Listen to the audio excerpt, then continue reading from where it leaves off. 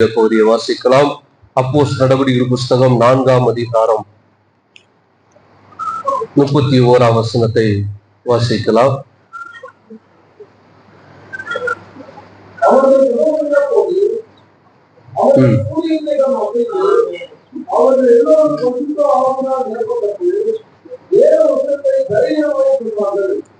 அவர்கள் ஜெபம் பண்ணின போது, இந்த மாசத்துல நமக்கு ஆண்டவர் கொடுத்த வார்த்தை என்ன? உன் ஜெபம். அவர்கள் ஜெபம் பண்ணின போது என்ன நடந்துச்சா? கூடியிருந்த இடம் அசைந்தது. அவர்கள் எல்லோரும் பரிசுத்த ஆவியினாலே அவர்கள் நிரப்பப்பட்டார்கள். அவர்கள் ஜெபத்தை கேட்டு கர்த்தர் அந்த நாளிலே என்ன செய்தார்? பரிசுத்த ஆவியினாலே அவர்களை நிரப்பினார். அவர்கள் ஜெபம் பண்ணின போது அப்படின்னா, ஜெபம் பண்ணி அவர்கள் முடித்த போது, இல்ல ஜெபம் பண்ணி கொண்டிருக்க போது, அவர்களின் ஜெபத்தை கர்த்தர் கேட்டு அங்கே ஆண்டவர் ஒரு காரியத்தை செய்கிறார். என்ன செய்கிறார்? அங்கே பரிசுத்த ஆவியினாலே அவர்களை நிரப்பினார். இதே சம்பவத்தை தான் கொர்நேலிய வீட்டிலே நாம் வாசிக்கிறோம். கொர்நேலியிலும் வீட்டிலே நடந்த காரியம் அதே அப்போஸ்தலர் நடவடிக்கைகள் இந்த 10ஆம் அதிகாரத்திலே 38 முதல் வாசிக்கலாம். 10ஆம் அதிகாரம் 38ஆம் வசனம் முதல் வாசிங்க.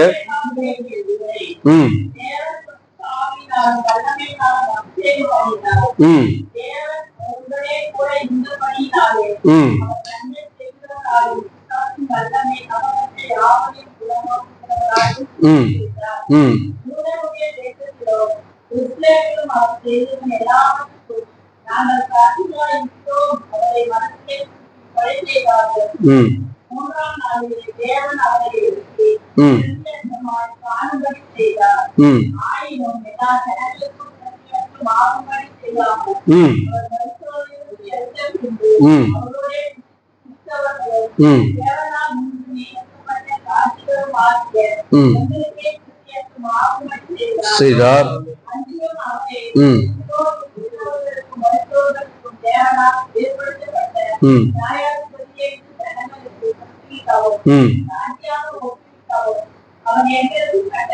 கட்டளையிட்டார். அவரை விசுவாசிக்கிறவனோ நாமத்தினாலே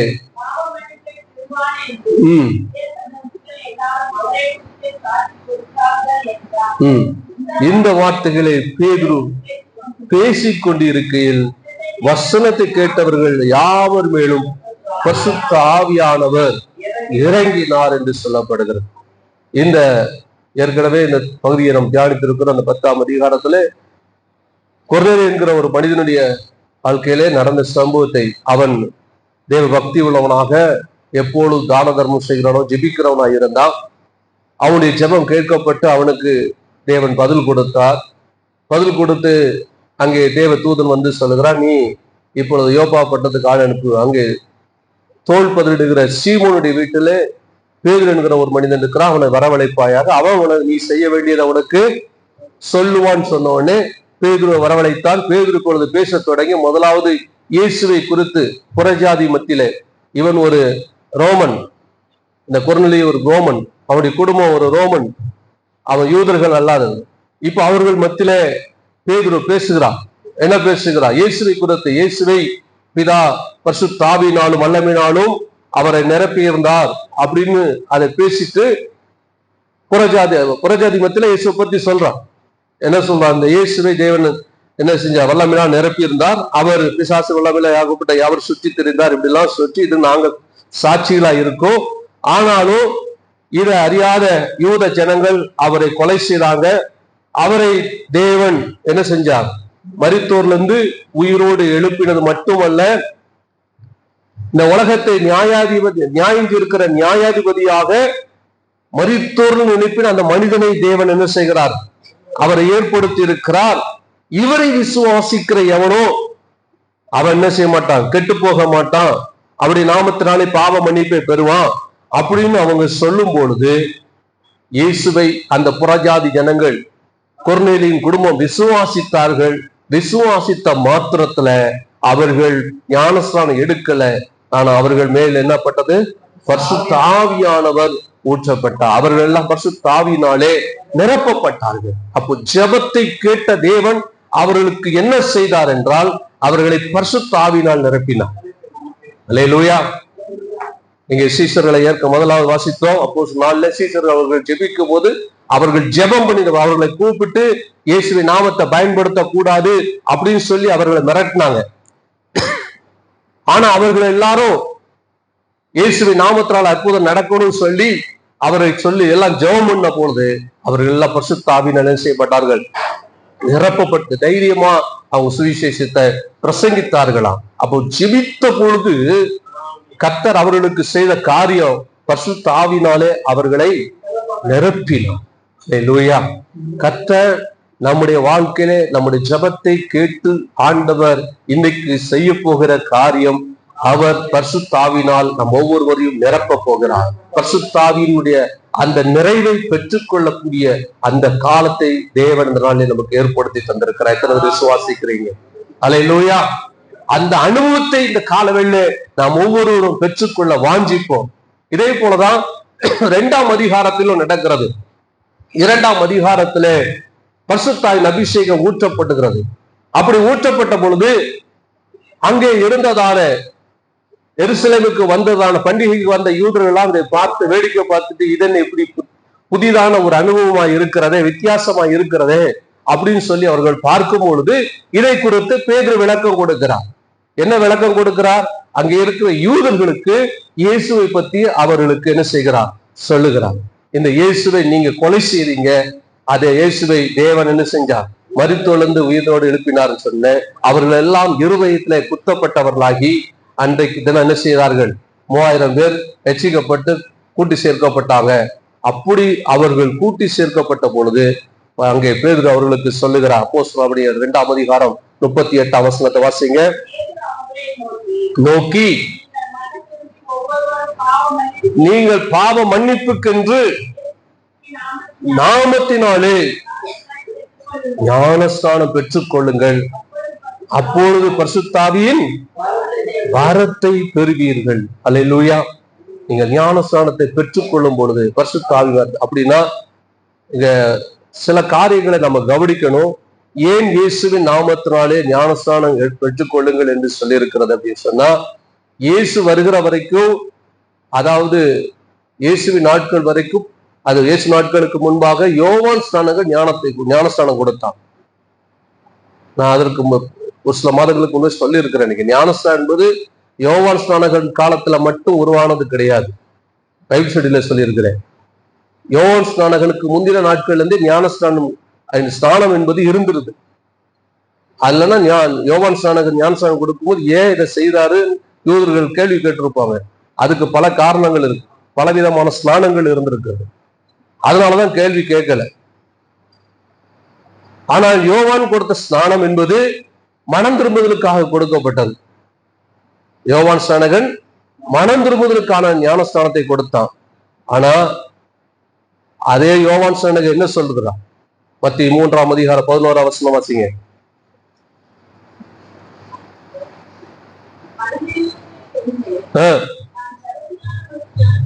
ஞானஸ்நானம் கொடுக்கிறேன். அப்ப எதுக்காக ஞானஸ்நானம் கொடுத்தா? இயேசு இன்னும் வரல, இயேசு வரலன்னு சொல்ல காட்டிலும் இயேசு இன்னும் மரிக்கல, இயேசு தன் பிராயசித்தத்தை இன்னும் செய்து முடிக்கல. ஆனா அதற்கு முன்பாகவே யோவான் ஸ்நானகன் ஞானஸ்நானம் கொடுத்தான். அவன் கொடுத்த ஸ்நானம் எதற்காக? மனம் திரும்புதலுக்கு என்று கொடுத்தது. ஆனா அதுக்கு முன்பாக பல காரியங்களுக்கு வெளியில போனா ஸ்நானம் பண்ணுவாங்க, எல்லாமே பல சுத்திகரிப்புக்காக இப்படி ஸ்நானம் என்கிற முறைகள் பல யூதர்களுக்கு இருந்துச்சு. ஆனா யோவான் கொடுத்த ஸ்நானம் என்பது மனம் திரும்புதலுக்காக. திரும்ப வாசிங்க, அதுல வாசிங்க, விட்டது வந்து வாசிங்க. எனக்கு பின் வருகிறவரோ என்னிலும் வல்லவராயிருக்கிறார்,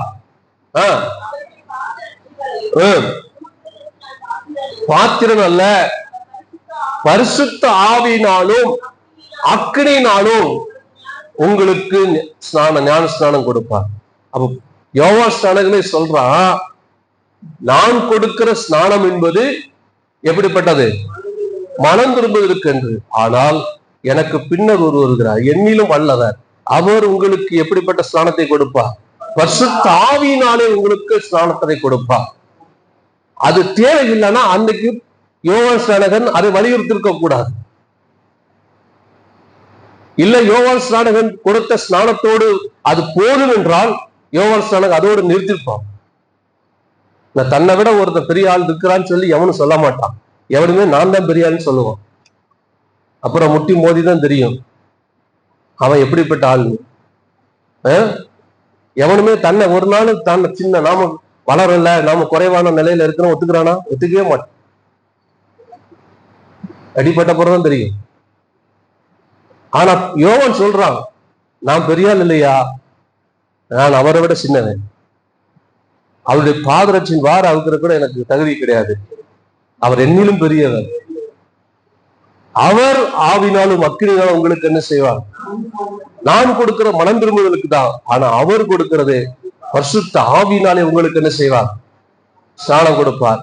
அப்போ கவனிங்க, யோவான் ஸ்நானகன் நாட்களே சொல்லியிருக்கிறார் பரிசுத்த ஆவினாலே அவர் உங்களுக்கு ஸ்நானம் கொடுப்பார்னு.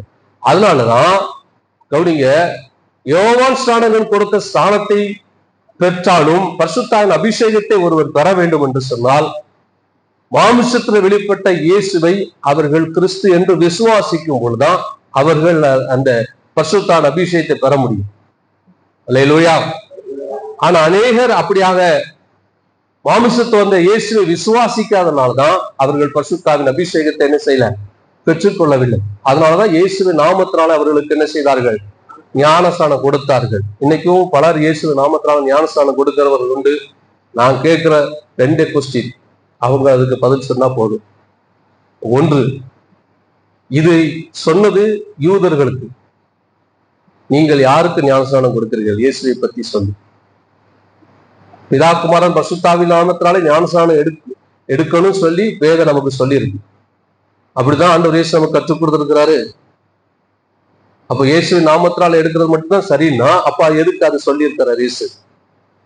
2வது, அதிலே சொல்லியிருக்கு. இப்போ நம்ம வாசித்தோம், என்ன பேதுரு சொல்றாரு, என்ன சொன்னாரு, வாசிங்க 2:38.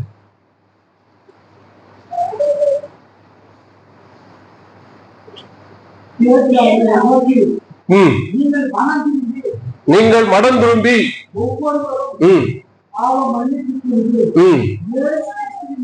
இயேசு கிறிஸ்து நாமத்தினால ஞானஸ்நானத்தை இப்ப நான் கேட்கிறேன் 2வது கேள்வி, இயேசுவின் நாமத்தினால மட்டும் ஞானஸ்நானம் எடுக்க வேண்டும் சொல்லி வலியுறுத்துவது பரிசுத்த ஆவியை பெற்றுக் கொண்டிருக்கலாம்.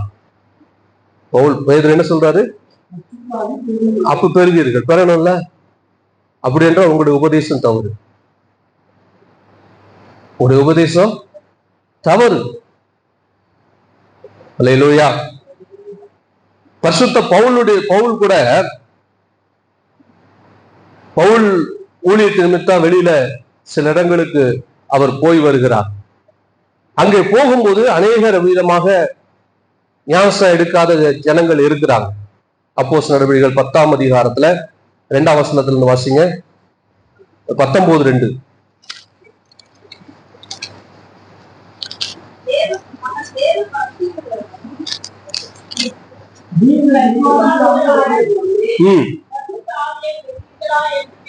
இப்பொழுது எங்கே கேட்கிறான், இது புறஜாதிக மத்தியில யூதர்கள் அல்லாதவர்கள் எபேசி பட்டத்துக்கு வர்றதாம்.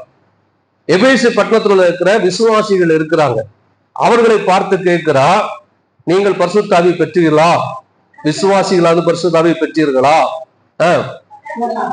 அதற்கு அவர்கள் பரிசுத்த ஆவி உண்டு என்றது நாங்கள் என்ன செய்யல, கேள்விப்படவில்லை. இப்பதான் அவனுக்கு ஒரு டவுட் வருது. அப்படின்னா எந்த நாமத்தில் ஞானஸ்நானம் எடுத்தீர்கள்? வாசிங்க.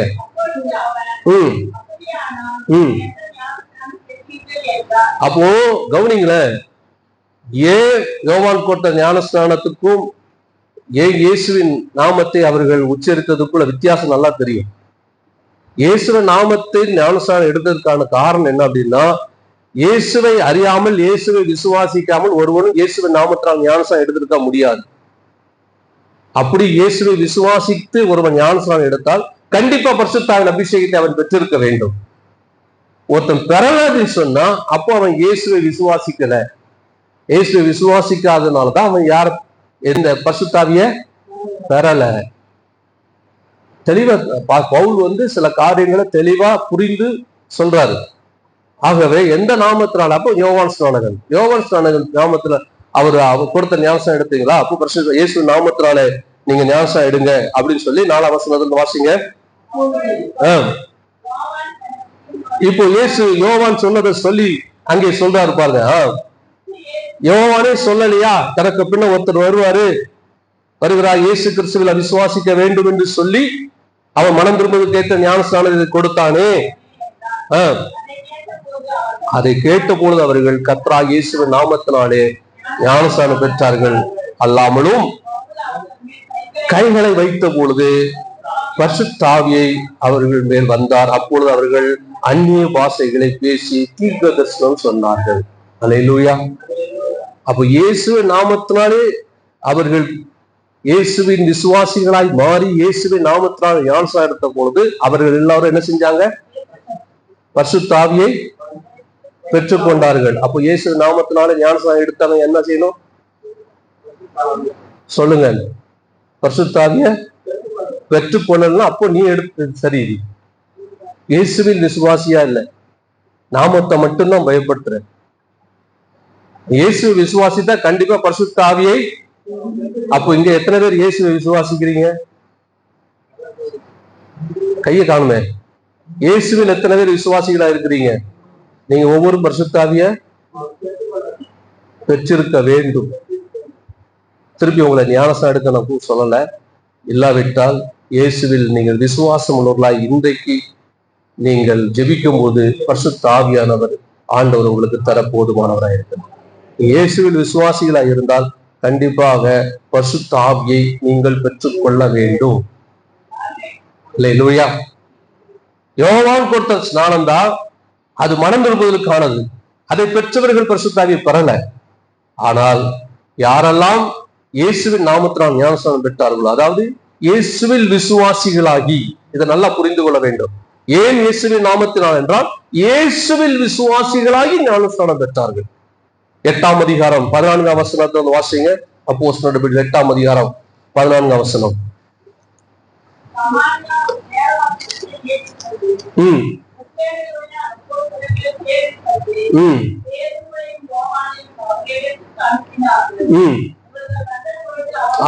இவர்கள் அந்த பொழுது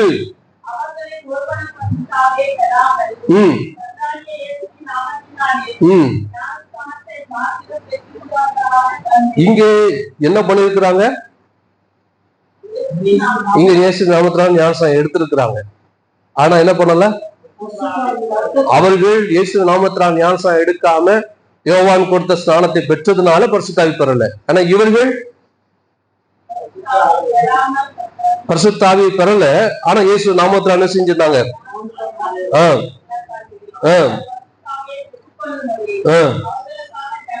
ஜெபம் பண்ணி வைத்தார்கள், பரிசுத்த ஆவியை பெற்றுக் கொண்டார்கள். அப்படின்னா இயேசு விசுவாசித்தா பரிசுத்த ஆவியை கண்டிப்பா சொல்லுங்க பெற்றுக்கொள்ள வேண்டும். இயேசுவில் நீங்கள் விசுவாசிகளாய் இருக்கிறீர்கள் தான் கண்டிப்பா பரிசுத்த ஆவியை பெறணும். அல்லேலூயா. அதை ஆண்டவர் இயேசு கிறிஸ்து அவர் சொல்லியிருக்கிறார், யோவானும் சொல்லியிருக்கிறார். எனக்கு பின்னால் ஒருத்தர் வருவார், அவர் என்ன செய்வார்? உங்களை ஆவினால் பரிசுத்த ஆவினால் அக்கினால் உங்களை அபிஷேகிப்பார் என்று சொல்லி இயேசு அதை சொல்லுகிறார். அப்போஸ்தலர் நடவடிக்கை 1ஆம் அதிகாரம் 4ஆம் வசனத்துல வாசிங்க. அப்போஸ்தலர் நடவடிக்கை 1:4.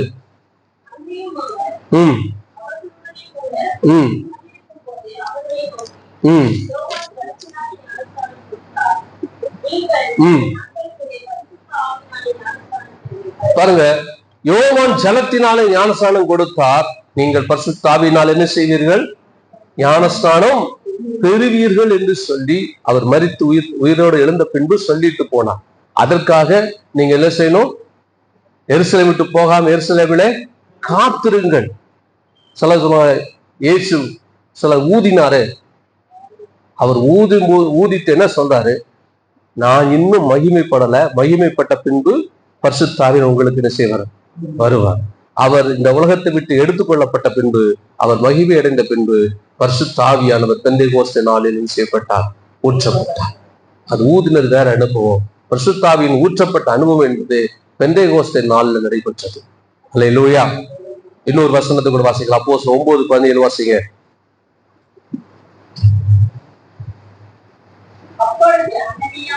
அப்பொழுது அனனியா போய்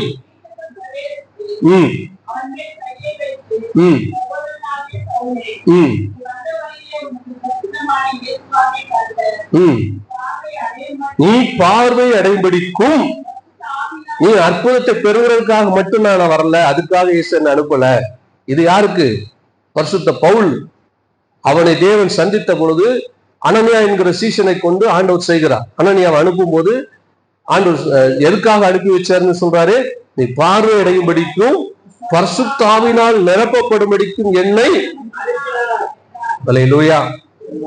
அப்போ கிறிஸ்துவில் விசுவாசிகளாய் இருக்கிற ஒவ்வொருவரும் எதை பெற்றுக்கொள்ள வேண்டிய அனுபவத்தை பெற்றுக்கொள்ளணும். நீங்க கிறிஸ்துவில் விசுவாசிகளாய் இருக்கிறீர்களா? அப்படின்னா பரிசுத்தாவின் அபிஷேகத்தை, இந்த அனுபவத்தை நீங்கள் கண்டிப்பாக பெற்றுக்கொள்ள வேண்டும். அல்லேலூயா. பரிசுத்தாவின் அபிஷேகம் நமக்கு கொடுக்கப்பட்டிருக்கிற ஒரு பெரிய வெகுமதி. உங்களுக்காக பரலோகம் தந்திருக்கிற அந்த வெகுமதியை இன்னும் நாம் சுதந்திரிக்காமல் இருக்கக்கூடாது என்பதற்காக தான் இங்கே அப்போஸ்தலர் நடவடிக்கைகளை முழுவதும் நீங்க வாசித்து பார்த்தீங்கன்னா, பேதுருவா இருக்கலாம், பவுலா இருக்கலாம், நீங்கள் பரிசுத்தாவியை பெற்றீர்களா என்று சொல்லி அவர்களை வினாவுகிறார்கள், விசாரிக்கிறார்கள்.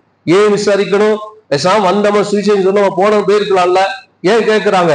இது பரலோகத்துல இருந்து உங்களுக்கு கொடுக்கப்பட்ட வெகுமதி. இயேசு மகிமை அடைந்த பின்பு இந்த பூமியில பரிசுத்த ஆவியானவர் கொடுக்கப்படுவார். அதை எல்லாரும் பெற்றுக்கொள்ள வேண்டும் என்பது தேவனுடைய கட்டளை, தேவனுடைய விருப்பம், தேவனுடைய வாஞ்சை. ஆகவே தான் பரிசுத்த ஆவியை நமக்கு என்ன செய்கிறார்? ஆண்டவர் கொடுக்கிறார். இதைத்தான் கொர்நேலியு வீட்டுல நடந்துச்சு. அவர்கள் வசனத்தை கேட்டு இயேசுவில் விசுவாசிகளான போது, நல்லா புரிஞ்சுக்கோங்க, அவங்க இன்னும் ஞானஸ்நானம் எடுக்கல. அவர்கள் இயேசுவில் விசுவாசிகளான பொழுது பரிசுத்த ஆவியை அவர்கள் மேல் ஊற்றப்பட்டார். அதற்கு பிற்பாடுதான் பேதுரு சொல்லுகிறார், பரிசுத்த ஆவி இவர்கள் பெற்ற இவர்களுக்கு நம்ம ஸ்நானத்தை தடை செய்யலாமா? ஞானஸ்நானம் முடிஞ்சிச்சு. தேவனே அவர்கள் அங்கீகரித்து விட்டார், இனி நாம் தடை செய்யக்கூடாது, அவர்களுக்கு ஞானஸ்நானம் கொடுக்கும். பேதுரு அதைத்தான் 2ஆம் அதிகாரத்துல சொல்றார், நீங்க மனம் திரும்பி பாவ மன்னிப்பு கொண்டு இயேசுவின் நாமத்தினால் ஞானஸ்நானம் பெற்றுக் கொள்ளுங்கள். அப்போ இயேசுவிலே விசுவாசிகளாய் இருக்கிற ஒவ்வொருவரும், நான் இயேசுவின் நாமத்தினால் ஞானஸ்நானம் எடுத்தேன்னு சொல்ல மட்டும் போதாது, இயேசுவில் விசுவாசிகளா இருக்க வேண்டும். அல்லேலூயா. இயேசுவில் விசுவாசிகளா இருக்கிற ஒவ்வொருவரும் என்ன செய்யணும்? பரிசுத்த ஆவியினால் நிரப்பப்பட்ட அனுபவங்களை பெற்றுக்கொள்ள வேண்டும். அதைத்தான் கொர்நேலியு அவனுடைய ஜெபத்தை கேட்டு ஆண்டவர் வீட்டுல செய்கிற காரியங்களா தான். அல்லேலூயா. ஜெபத்தை, நம்முடைய ஜெபத்தை கர்த்தர் கேட்டு இன்னைக்கு ஆண்டவர் செய்ய போகிற காரியம், பரிசுத்த ஆவியினால் நிரப்பப்பட்ட ஒரு அனுபவத்தை தேவன் அவரில் விசுவாசிகளா இருக்கிற ஒவ்வொருவருக்கும் தர போதுமானவர். நீங்க அவரில் விசுவாசிகளா இருக்கிறீங்களா? இயேசுவில் விசுவாசிகளா இருக்கிறீங்களா? கண்டிப்பாக பரிசுத்த ஆவியானவரை நீங்கள் நாம் பெற்றுக்கொள்ள வேண்டும். அல்லேலூயா, அல்லேலூயா. அது ஒரு சில சீஷர்கள் வாழ்க்கையில நடந்த, அவர்கள் எப்படிப்பட்ட நிலையில இருந்தார்கள் என்று ஒரு 3 பேரை குறித்து பார்க்க விரும்புகிறோம். அப்போஸ்தலர் 7:55 வாசிங்க. அப்போஸ்தலர் நடவடிக்கைகள் 7:55. ஸ்தேவானை குறித்து சொல்லும் பொழுது, அவன் பரிசுத்த ஆவியினால் நிறைந்தவனாய்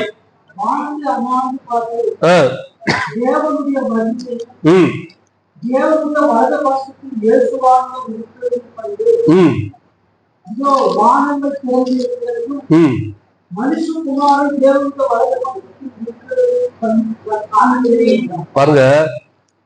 ஸ்தேவான் பழைய ஏற்பாட்டுல சொல்லப்படாத சில காரியங்களை 7ஆம் அதிகாரத்துல சொல்லியிருக்கோம். நீங்க அதையும் மோசேயுடைய பிறப்பை வரைக்கும் அங்க படிச்சு பார்க்கறதுக்கு இங்க படிக்கிறது நிறைய வித்தியாசம். அந்த அளவுக்கு இங்க ஸ்தேவான் தேவா அந்த வசனத்தினால் நிறைந்தவனா இருந்தான். அது மட்டும் இல்ல, அதுக்கு காரணம் பரிசுத்த ஆவியினால் நிறைந்த ஒரு மனிதனா இருந்தான். பரிசுத்த ஆவியினால் நிறைந்த நபர்களால் அவர்கள் மட்டும்தான் சரியாக தேவனுடைய வசனத்துக்குள்ள நிறைந்திருக்க முடியும். அல்லேலூயா. தேவனுடைய சத்தியத்துக்குள் நிறைந்திருக்க முடியும். ஆகவே அவன் பரிசுத்த ஆவியினால் நிறைந்தவனாய் இருந்தான். அதே போல அடுத்தது பர்னபாவை கொடுத்து வாசிங்க. அப்போஸ்தலர் 11:24 வாசிங்க. பர்னபா 11:24.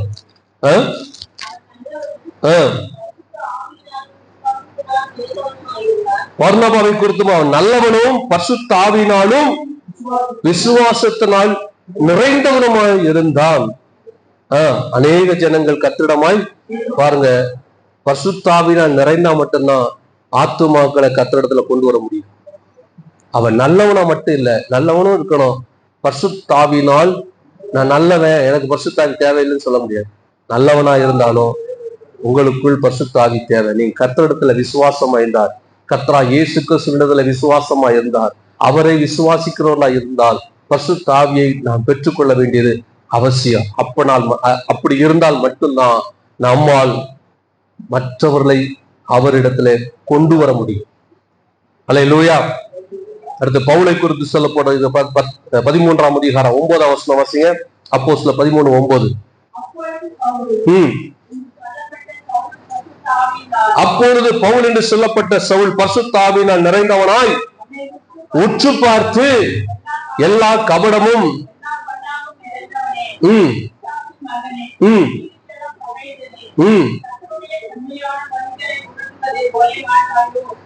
போதும். பாருங்க, இங்கே ஒரு மாய வித்தைக்காரனை குறித்து சொல்லப்படுகிறது. மாய வித்தைக்காரன் பவுலை பார்க்கும் போதெல்லாம் சொல்றான், இதோ தேவனுடைய மனுஷன், தேவனுடைய மனுஷன தேவனுடைய மனுஷன் அப்படின்னு சொல்லி சொல்றது ஒரு பெருமையா இல்லையா? சொல்லுங்க. அப்படி இருக்கிற ஒரு நபர் இப்ப பாருங்க, பவுல் பரிசுத்த ஆவியினால் நிறைந்தவனா அவனை உற்று பார்த்து சொல்லுகிறான், இவனை பார்த்து எல்லா கபடமும் எல்லா பொல்லாங்கும் நிறைந்தவனே. கவுனுங்க, பரிசுத்த ஆவியினால் நிறைந்தவனா இருந்தாதான் நம்ம கூட இருக்கிற ஆட்கள் எப்படிப்பட்ட ஆட்கள் கண்டுபிடிக்க அந்த அறிவு நமக்கு. வெளியில வேணாம், அவர்கள் கிறிஸ்தவர்களா இருக்கலாம், அவரும் நம்ம கூட சபைக்கு வரவங்களா இருக்கலாம்.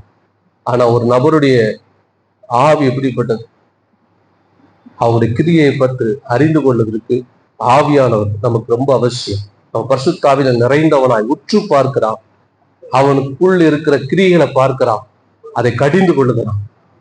இன்னைக்கு சொல்றேன், பரிசுத்த ஆவி பெறாம நம்ம நம்ம கூட இருக்கிற ஆட்களை கண்டுபிடிக்க முடியும். அல்லேலூயா. நம்ம கூட இருக்கிறார், நாம யாருன்னு காண்பிப்பது தேவனுடைய வார்த்தை.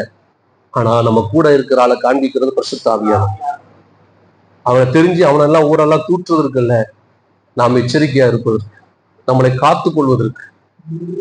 அல்லேலூயா. பரிசுத்த ஆவியின் அபிஷேகம் நமக்கு அவசியம். எத்தனை பேர் வாஞ்சிக்கிறீங்க? எத்தனை பேர் வாஞ்சிக்கிறீங்க? கையை தூக்கலையா? கையை வரலையே? பரிசுத்த ஆவியின் அபிஷேகம் இங்க ஞானஸ்நானம் எடுக்கும்படி ஒப்பு கொடுத்திருந்தாலும் நீங்க கிறிஸ்துவின் விசுவாசிகளா இருந்தா உங்களை அவர் நிரப்புவார். நிரப்புன உங்களை நான் தடை செய்ய மாட்டேன். ஞானஸ்நானம் கொடுக்கறதுக்கு நீங்களும் தடை செய்யக்கூடாது. ஏன்னா ஆண்டவரே அவங்களை அங்கீகரிக்கிறார். அல்லேலூயா. பொருளி வீட்டுல நடந்தது அதுதான். அவர் பரிசுத்தாவின் ஊற்றப்பட்ட அவர்கள் வீட்டுல வாசிங்க அந்த வசனத்தை. 10ஆம் அதிகாரம் 46ஆம் வசனத்துல வாசிங்க. 46, 47 வாசிங்க.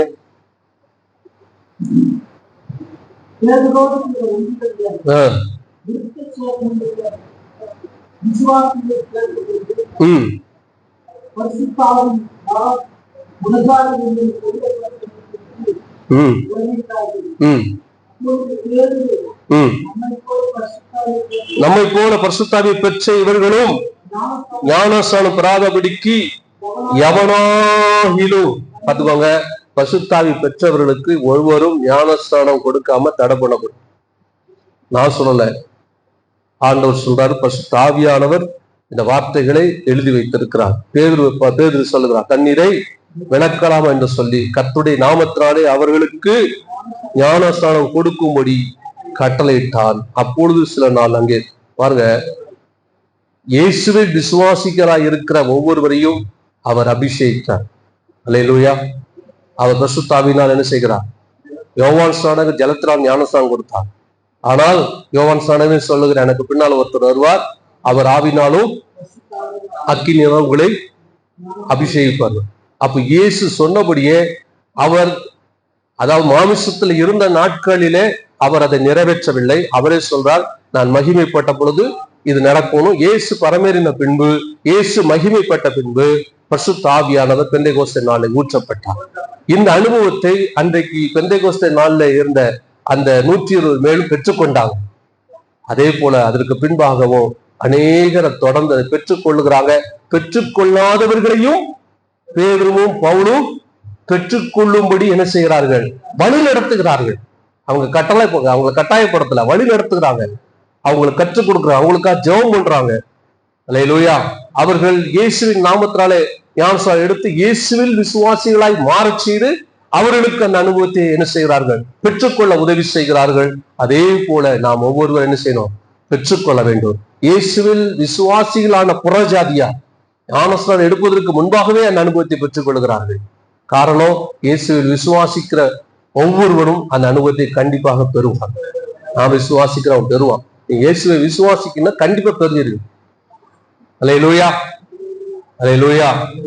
ஒரு சில காரியங்களை சொல்லிவிட்டு நான் ஜெபம் பண்ண விரும்புகிறேன். அடுத்ததாக இன்னொரு முக்கியமான சந்தேகம் என்ன அப்படின்னு சொன்னா, பரிசுத்த ஆவியை பெற்றா கண்டிப்பாக நாம் அந்நிய பாஷை பெற வேண்டுமோ, பேச வேண்டுமோ என்பது இன்னைக்கு எல்லாருக்குள்ள இருக்கிற ஒரு காரியம். அந்நிய பாஷைனா அது எப்படி? இதை குறித்து ஏற்கனவே நிறைய விளக்கம் கொடுத்திருக்கிறேன். அதிகமான விளக்கம் தேவையில்லை. ஆனா ஒரு சில காரியங்களை சொல்ல விரும்புகிறேன்.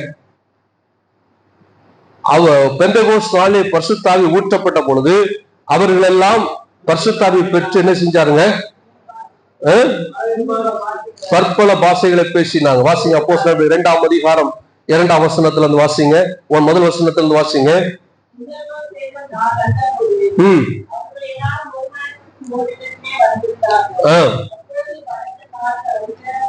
பாருங்க, பரிசுத்த ஆவியை ஊற்றுகிறதா, பரிசுத்த ஆவி பொழிந்தருளுகிறதான வேளையிலே ஒரு அடையாளம், இந்த பூமியில ஒரு அடையாளம். என்ன அடையாளம்?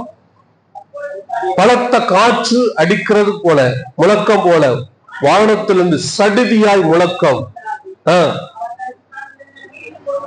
நேரப்பிச்சு அல்லாமலும் அக்கினிமயமான நாவுகள் போல பிரிந்திருக்கிற நாவுகள் அவர்களுக்கு காணப்பட்டது. 2 அடையாளங்கள் கொடுக்கப்பட்டது. அதாவது கவனிங்க, நியாய தீர்ப்புக்கும் தேவனுடைய ஆசீர்வாதத்துக்கும் வித்தியாசம் என்ன அப்படின்னு சொன்னா, நியாய தீர்ப்புக்கும் ஆண்டவர் அக்னியை பயன்படுத்தி இருக்கிறார், காற்றை பயன்படுத்தி இருக்கிறார். ஆனா அது விளைவை, சேதத்தை உண்டாக்கும். இங்கே சேதத்தை எது உண்டாக்குது? பெரும் காற்று அடிக்க போற முழக்க சத்தம் கட்டுச்சு, வீடு கூட அசையல. அக்கினிமயமான நாவுகள் இறங்கிச்சு. ஜனங்கள் பரிசுத்தாவில நிரப்பப்பட்டு ஆவில நிரம்பி அந்நிய பாஷையில பேசினாங்க, பற்பல பாஷைகளை பேசினாங்க. அல்லேலூயா. இதுதான் தேவனுடைய மகிமைக்கும் தேவனுடைய நியாய தீர்ப்புக்கும் உள்ள வித்தியாசம். இங்க நியாய தீர்ப்பு அல்ல, தேவனுடைய மகிமை வெளிப்படுகிறது. அப்படி அவர்கள் எல்லாம் பற்பல பாஷைகளை பேசி இருக்கும் பொழுது வெவ்வேறு பாஷைகளை 4ஆம் வசனத்துல சொல்லப்படுகிற, அவர்கள் தங்களுக்கு தந்தர்ல வரத்தின்படியே வெவ்வேறு பாஷைகளை பேச தொடங்கினார்கள், பேசிக் கொண்டிருக்கிறார்கள். இப்பொழுது வானத்தின் கீழே எல்லா தேசங்களிலும் வந்ததான யூதர்கள், அவர்கள் 18 தேசத்தை சேர்ந்த யூதர்கள் அதுல இருந்திருக்காங்க சொல்லப்பட்டிருக்கிறது. 18 தேசங்களை சேர்ந்த யூதர்கள் அதுல இருந்திருக்கிறாங்க. ஜப்பானை சேர்ந்த இருக்கிறான், இந்த இதுல இருக்கு, பேர்லாம் இருக்கு, பம்பிளியா, எகிப்து, இப்படிப்பட்ட பல தேசங்களை என்ன செய்யறாங்க, தேசத்தை சேர்ந்ததான யூதர்கள் அங்கே வந்திருக்கும் போது கவனிங்க, அங்கே இருந்ததான அந்த 120 பேர் பரிசுத்த ஆவியினால் நிரப்பப்பட்டு அவர்கள் பற்பல பாஷைகளை பேசுகிறதை அவர்கள் என்ன செய்தாங்க, என்ன செஞ்சாங்க, கேட்டாங்க. அப்படின்னா பரிசுத்த ஆவி பெற்று யாரும் மௌனமா இருக்கல. சபைக்குள்ள பரிசுத்த ஆவி பெற்று மௌனமா இருக்கிறதுக்கு நம்ம ஆண்டவர் அழைக்கல. பரிசுத்த ஆவி பெற்று என்ன சொல்லணும், ஆவில நிரப்பப்பட்டவர்களாக அந்நிய பாஷை பேசணும். அவங்க எல்லாம் கேட்டாங்க. கேட்டது மட்டும் இல்ல, அவங்க சொல்றாங்க, இது வாசிங்க 11ஆம் வசனம் வாசிங்க. 11 கிரேத்தாரும் நம்முடைய பாஷைகளில் இவர்கள் தேவனுடைய மகத்துவங்களை பாருங்க. நம்முடைய பாஷைகள் அப்படின்னா பூமியில வானத்தின் கீழெங்கும் வந்த யூதர்கள், அவர்கள் தேசம் கிரேக்கு தேசம், ஈப்து தேசம், எந்த தேசத்தை சேர்ந்த ஜனங்கள் வந்திருக்கிறாங்களோ அந்த தேசத்துல இருந்த யூதர்கள் சொல்லுறாங்க, நம்ம தேசத்துல பேசுகிற பாஷை பேசுகிறார்களே. அப்படின்னா பேசுகிறவனுக்கு தான் என்ன பாஷை பேசணும்னு தெரியல. அங்க வந்த யூதர்களுக்கு, பல தேசத்துல அந்த யூதர்களுக்கு தெரியுது இவர்கள் என்ன பாஷை பேசினார். அல்லேலூயா. பேசி தேவனுடைய மகத்துவங்களை பேசினார்களே. அப்போ அந்நிய பாஷை நமக்கு தெரியாமல் இருக்கலாம், ஆனா அந்த பாஷையை அறிந்த ஜனங்கள் அவங்களுக்கு தெரியும், அது நமக்கு தெரியாது. இது அடையாளம். கவனிக்கிறீங்களா? இது அடையாளம். இதை கவனிங்க. இந்த அடையாளம் பரிசுத்தாவி பெற்றுக் கொண்டதற்கான அடையாளம் கண்டிப்பா அன்னைக்கு இருந்துச்சு. இன்னைக்கும் நமக்கு கண்டிப்பா என்ன செய்யணும்? வேணும். அவங்க என்ன செஞ்சாங்க? அப்ப சொல்றாங்க, என்ன சொல்றாங்க? இவங்க எல்லாம் மதுபானத்துல நிறைந்திருக்கிறாங்க அப்படின்னு சொல்லும் போது பேதுரு எழுந்து சொல்றாரு, இல்ல, இது என்ன வேலை? இது என்ன வேலை? 3ஆம் மணி வேலை. இவங்க எல்லாம், அதாவது 3ஆம் மணி வேலை காலையில 9 மணி வேலைக்கு போகக்கூடிய நேரம். இந்த நேரத்துல போய் யாரும் மதுபானம் பண்ண மாட்டாங்க.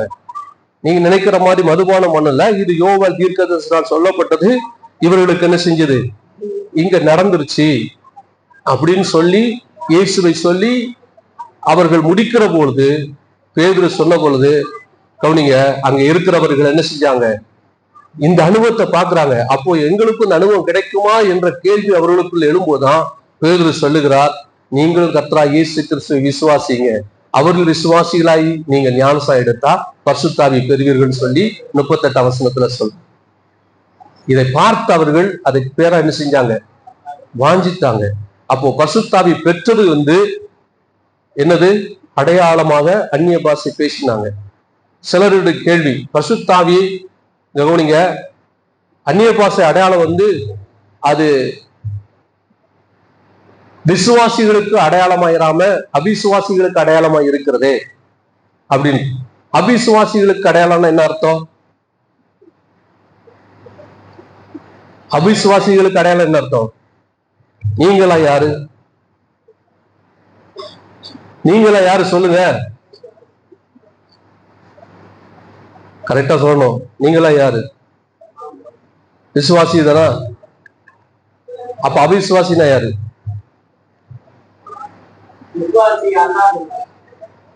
விசுவாசி அல்லாதவர் அபிசுவாசியா? அபிசுவாசி என்பது என்ன? வேறு மார்க்கத்தை சேர்ந்தவர்கள் அல்ல, வேறு மதத்தை சேர்ந்தவர்கள் அல்ல. சரியா? இப்ப வேறு மார்க்கத்தை சேர்ந்த ஜனங்கள் சொல்றாங்க, கடவுளுக்கு இணை வைக்க கூடாது, இணை வைத்தா அவர்கள் காஃபி. அவங்க அதாவது கடவுளுக்கு இணை வைக்கிறவங்க காஃபின்றாங்க. Right, okay. ஆனா அவங்க மதத்தை தவிர எல்லாருமே காஃபியரா பார்க்க கூடாது, இணை வைக்கிறவர்களா பார்க்க கூடாது. அதைத்தான் நம்ம தப்பு, அந்த தப்பை தான் நம்மளும் பண்றோம்.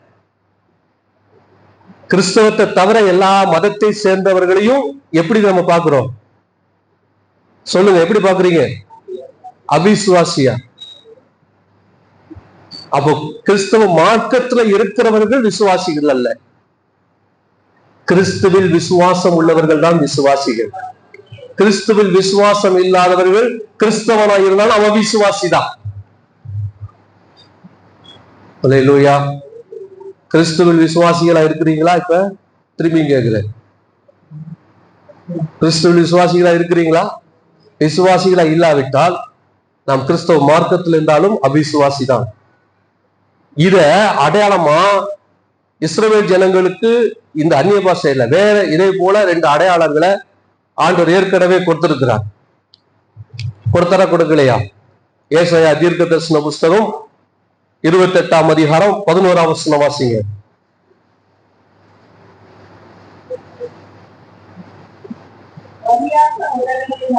ம் ம் ம்